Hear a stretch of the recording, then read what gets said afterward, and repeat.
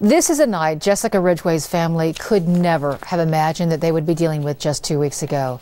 2 weeks ago, she was just a 10-year-old girl spending time at school and with friends and family. Tonight, the governor joined her family and thousands of others to say a final farewell as investigators continue the search for her killer. We'll have the latest on the investigation in a moment. First to Kevin Torres, who watched the service tonight in Arvada. Kevin?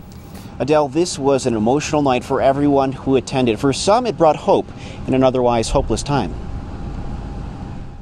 Your heart will always be my home. We're not here to mourn the death of Jessica, but to celebrate her life. This was a little girl who became famous, not because she was lucky. We've heard a lot about Jessica in the last week and a half, not because the family won the lottery, but because something tragic happened. A little girl who in the saddest of ways became a household name. In some ways, we all feel connected to Jessica, whether we ever met her or not. While most of us never had the chance to meet her, those who actually knew Jessica made us feel like we all knew her. I watched Jessica grow up almost too quickly. Jessica was always doing silly things that would make you want to shake your head at her.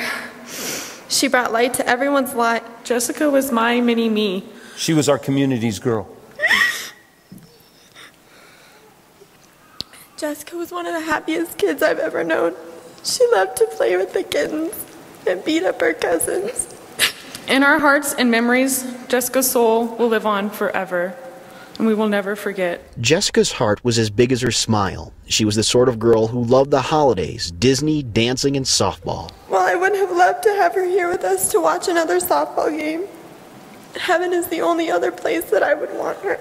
But most of all, she loved her family. Father, I pray especially for Sarah, her mother, for Jeremy, her father. This was a girl whose death brought us all closer and turned complete strangers into a complete family.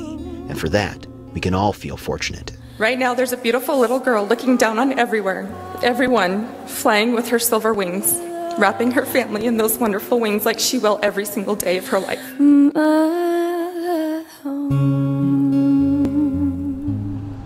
The auditorium inside the church could hold about 3,500 people. We estimate that about 3,000 people attended, and one of those people was 9 News reporter Dave Delozier. And Dave, you've had a chance to get to know the family a little bit better than most reporters, and you had a chance to talk to some family members who we didn't hear from tonight. And what did they have to say about this event? Yeah, you know, Kevin, before the service, I had a chance to spend some time and visit with Jess's grandma. And when she walked into that auditorium and she saw all the purple and she saw the pictures of Jess, she did something that I haven't seen the family do in 11 days, these 11 awful days. She just beamed. It just meant so much to her, and she looked at me and she smiled and she said, Jess just would have loved this. Tonight was supposed to be a celebration for Jess, and it truly was. You know, one of the interesting things about that is that after 11 days, we've had all this terrible emotion that has pent up, but this was really what the community needed. It was. And you know, the thing about it is the family was gracious enough to share with me 250 photos, previously unreleased photos of Jess, that we put a video together for the service.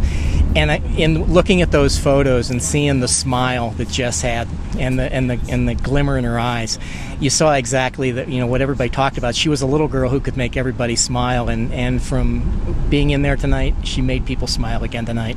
All right, Dave, thank you so much. Adele, we'll send it back to you. All right, thank you both, gentlemen.